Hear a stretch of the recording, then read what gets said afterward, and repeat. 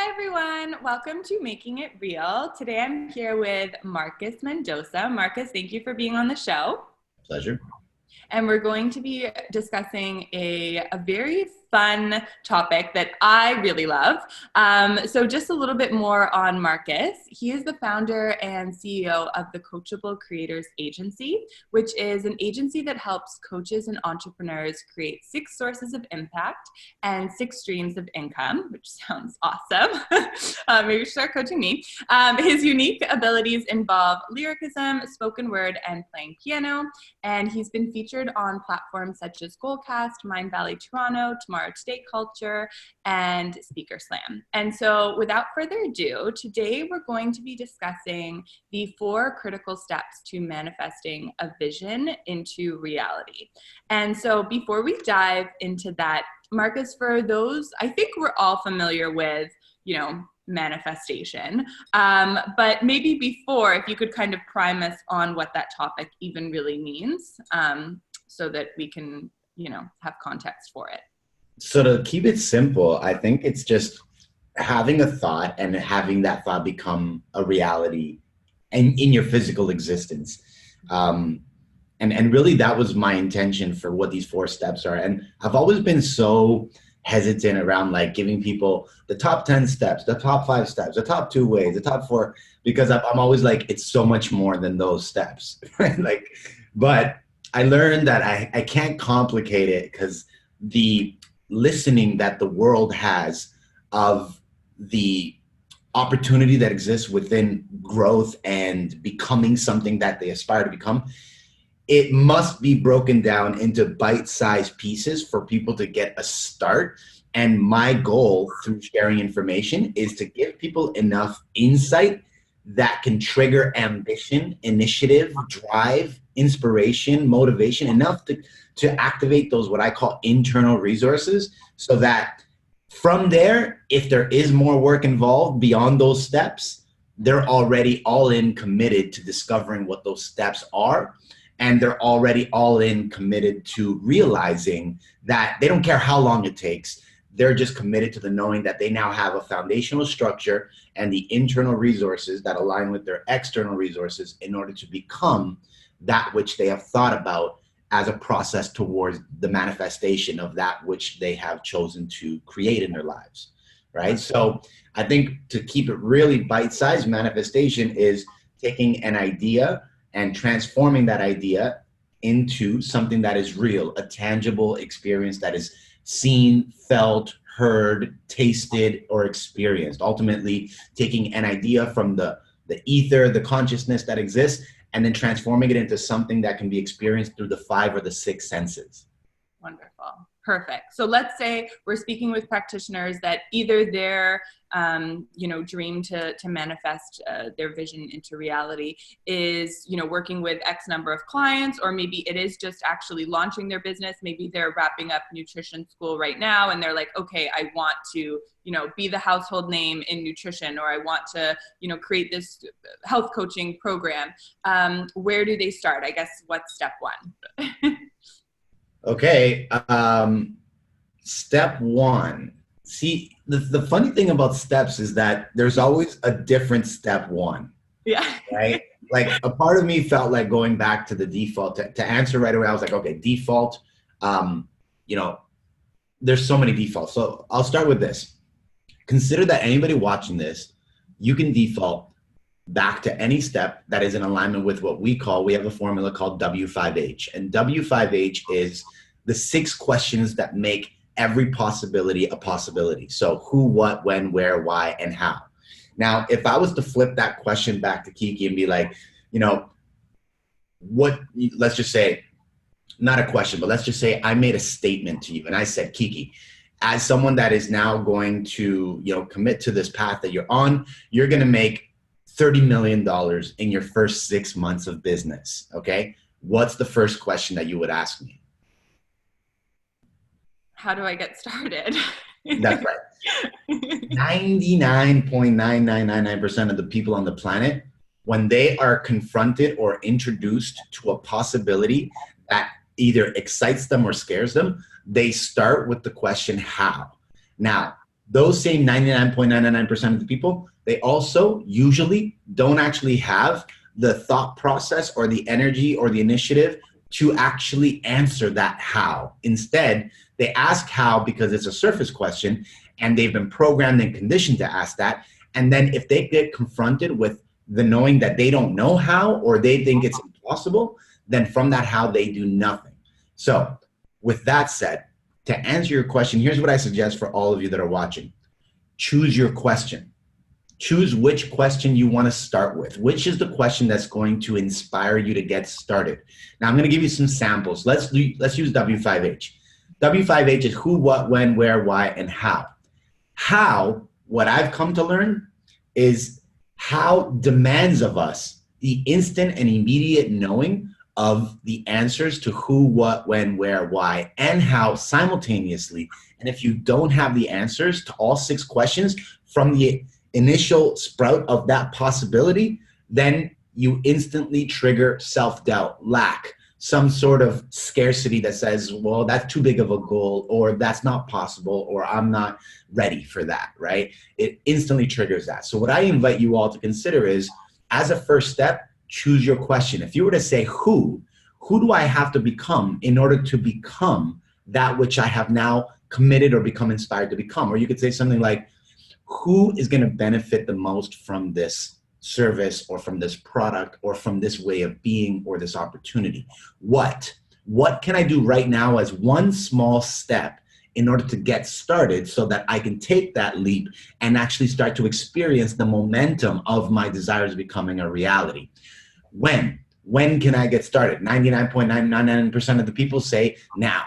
Now is great, but now isn't always the best answer, because sometimes you're premature in your beginning stages, and then you get frustrated. Like I'll say, Kiki, what you said is, you said you filmed 10 interviews for Meal Garden, so you have a backlog of content to now start to launch in your campaign. So she started now, but she didn't release it all now. She started now by preparing for something that is going to be done with intelligence, with a strategy, with an effective plan of action. So now can look like many different things. If we were to say, where are people going to get access to what it is that you're creating? Or where can you position yourself so that you can be noticed as a leading contributor or as a leading authority, right? And then, of course, why? Why is this important to the people that are going to be benefiting from the value you're contributing? Or why is this important to you? Or why is this a part of your burning desire? Or why do you have this motive to create this? So as a first step, one thing you'll discover is when you start answering who, what, when, where, and why, guess what figures itself out? The how. Exactly, right? So that's what I would suggest to start with, is start with an intelligent question that resonates with what you can create in order to start to see it all unfold in a way where it doesn't seem so impossible. Because if you said you wanted to earn $30 million in the next 6 months, I'd be like, okay, let's do it, right? That's it. Like, what do we have to do? What do we have to become? Who do we have to serve? Why is this beneficial? Where are we going to position ourselves? When are we going to get started, right? And then ultimately in that action, the how figures itself out. Yeah. Wow. Well, what about if you feel like your goal or your vision still isn't clear enough? You kind of, let's take, for example, you've just graduated and you don't even necessarily have your niche yet in terms of who you want to work with. Is there a practice that you'd recommend in terms of kind of nailing down even what that vision is in the first place? Is it the same thing where you're just sort of asking yourself these questions? Absolutely. So 2 things come up. So there's this distinction that we teach that looks like having an understanding of the difference between a leading contributor and a leading authority. Now, when you think of the word authority, what's a synonymous word that comes up to you for you with the word authority? I'm just thinking of like examples. I'm automatically thinking like teacher, police, government, I guess someone in charge of me, like control. Exactly. And all those people in their respective field of interest are usually known as what? They're known as? Professionals. Exactly. And professionals are usually known as? Keep going, you're doing great. Experts. That's the word, okay? experts. A leading authority is usually considered an expert. And in this market, this day and age, what we're marketing, everybody's got to be an expert. It's like, oh, you're an expert, you're an expert, you're an expert. Okay, got it. So true. So there's the leading authority, and then there's the leading contributor. I love the leading contributor because we live in a sharing economy. Sharing economy being a social media, okay? Social media, I created this etymology for social media, which is social means community, and media means content. So the realm and this world of social media is built off of content and community. It's our responsibility as leading contributors that are a participant in this sharing economy to create content that builds community. That's social media. Social media is just content and community, okay? If you're gonna get started now and you're wondering where to start, or I just got out of school, or I'm super nervous, the number one thing that is imperative for you to start doing is become a leading contributor above and away from everyone else. It's just you and your contribution. If you're in school, every time that you read something that inspires you, you perhaps wanted to share it with someone. You've perhaps wanted to highlight it so you could go back to it. You perhaps wanted to turn on your camera and be like, I just learned something about the human body that absolutely fascinated me, and now I'd like to share it with you. Sharing economy, right? So the number one thing you can do to get started is start sharing everything that inspires you, everything that motivates you. And you do that by following a system. We call it the impact theory, which is add value and solve problems. As you're becoming a leading contributor in the market that you are committed to sharing with, if you don't want to say market, you could say community. If you want to share in the specific community, start sharing value that adds value and solves problems so that people can start to identify with you as someone that solves problems as a leading contributor. What's going to happen organically is that people are going to start to recognize you as someone that is constantly showing up for the world through this knowledge that you have now been inspired by, and it's going to become evident that you are committed, that you are passionate, that you are excited, and that you know what you're talking about. Especially if you're graduated from a program, you now have credentials, right? Now, if we were to talk about what qualifies you to be a leading contributor, well, usually people purchase from people that are either one or two things. Either A, someone that went to school and studied something, so they have the qualification and credentials, or B, they lived some sort of experience, and because they lived it and thrived and survived from that experience, they can now show you, rather than textbooking it, they can show you the steps that they took in order to get to that end result that they are now the living example of what they can share. So if you're now getting started, consider that you're probably both. A lot of people that go take these programs, they probably felt sick at some point, ill at some point, nasty, ugly, tired, lethargic. You know, they were like, I got to get better, and I'm passionate, and somebody helped me, and now I want to learn about the science behind what they use to help me so that I can do that for others. Congratulations. You're a leading contributor or a leading authority because you now have both qualifications. You lived it and you studied it, right? So that's what I would say to get started, is start pumping content. Now, one last thing with that is when you start sharing and becoming a leading contributor, what's going to happen is you're going to do something that we call pump the algorithm, okay? The algorithm is going to work in your favor. If you don't post online and you start posting, it's going to take you about 7 to 10 days for people to actually start to see your content, because the algorithm's like, well, you don't share much, so there's really no reason for me to continue to drive code to your posts. But if you keep sharing and you build an audience and you engage with the comments and you continue to create content that adds value and solves problems, I'll continue to bump your posts to the top of the news feed so that the algorithm can now allow your content to be seen. So for anybody that's going to start now, they're coming out of school, they're in school, leading contributor, start with a powerful question, W5H, and pump the algorithm. Don't think that it's like, oh, I'll post once and then how come nobody's seeing it? Or listen, social media, social, community, media, content. All you got to do if you want to thrive in the impact that you're having on the world is you got to create value that brings people together. Okay? That's what I would start with. Love that. Oh my goodness. I guess for a last thought in wrapping up, for folks folks that may be speaking to those that have their business and it's doing well and they're successful, but they really do want to take it to the next level and they feel like they haven't accomplished their max. And maybe they've sort of hit a wall with, you know, they're working with X number of clients, but they're not really making the goal income that they really want to be. Is there a practice or a regimen or something that they should start maybe committing to in order to really hone in on that actual dream, goal, vision so that it can really come to life? So I would do something called a community activation campaign. It's been known as a seed launch as well by Jeff Walker. I learned the seed launch. I made my first like $375,000 just doing seed launches. Tell me more, Marcus. So a seed launch is where you create essentially a product, service, cause, or event that the market tells you they want rather than what you hope that they want. And a lot of entrepreneurs do that. They create what they hope people want, and then they spend all this time, money, and energy, and they put it out there, and there's nobody there that actually wanted that, right? Like if I was to be like, do you believe, Kiki, that we need another Facebook? No, it's pretty much solid as it is, right? Do we need another search engine like Google? No. Pretty much solid as it is, right? Do we need another photo capturing Instagram platform? It's pretty much solid, right? So same thing goes with businesses. If you're coming out of school, create a prototype sample of what your curriculum, what your program, of what your workshop, of what your seminars, of what your retreats, of what your products are like, and put it out into a community. You're gonna have to build community, okay? Because like there's one thing that makes all our businesses work, okay?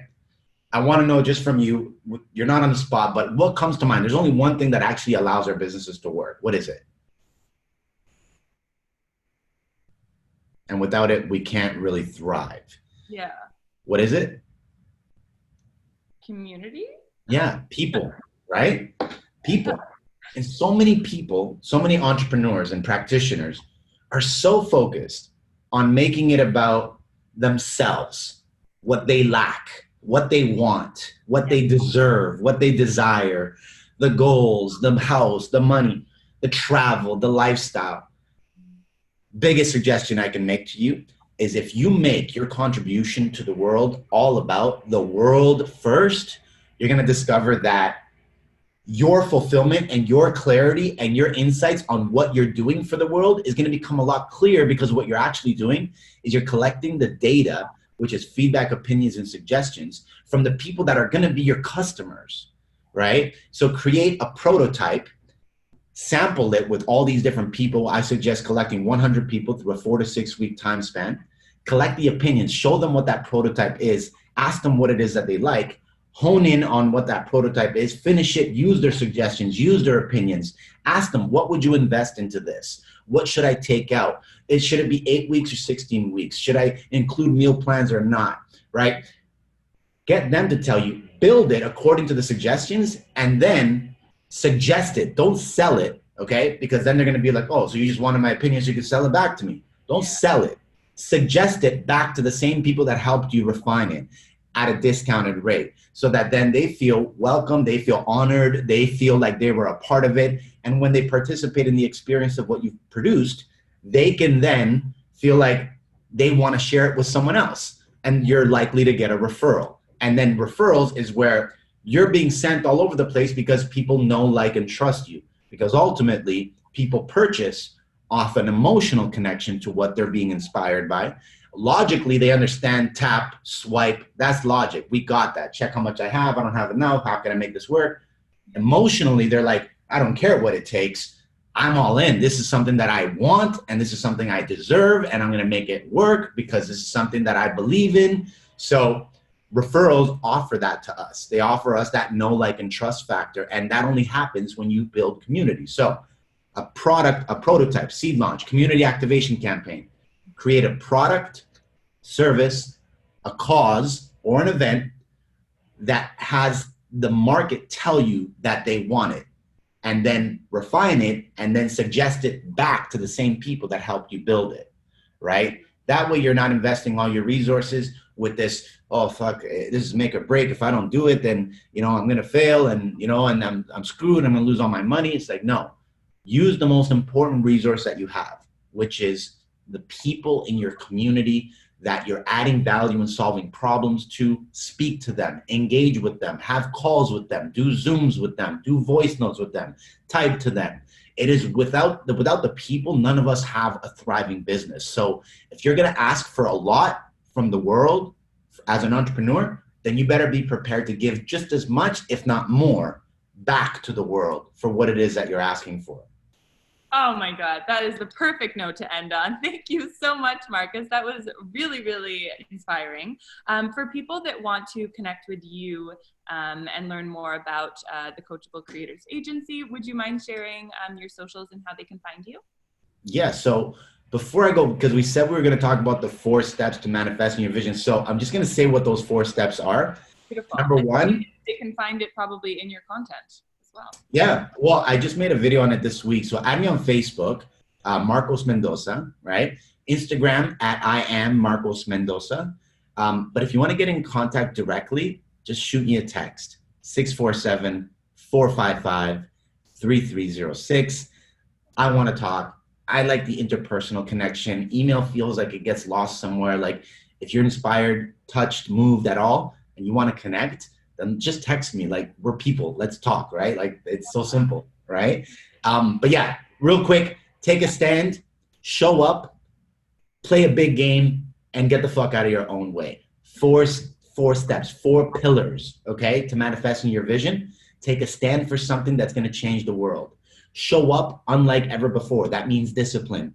Play big, be radical, be unrealistic in your goals, and get out of your own way, which is a selfless way of you showing up, playing big, and taking a stand for what you believe is going to be good for the world. Those are the 4 steps that I highly suggest you consider as you now start to venture into all these possibilities. Oh my God, I love that. Thank you so much, Marcos. It's been such a pleasure. I love it. This was great. Thank you.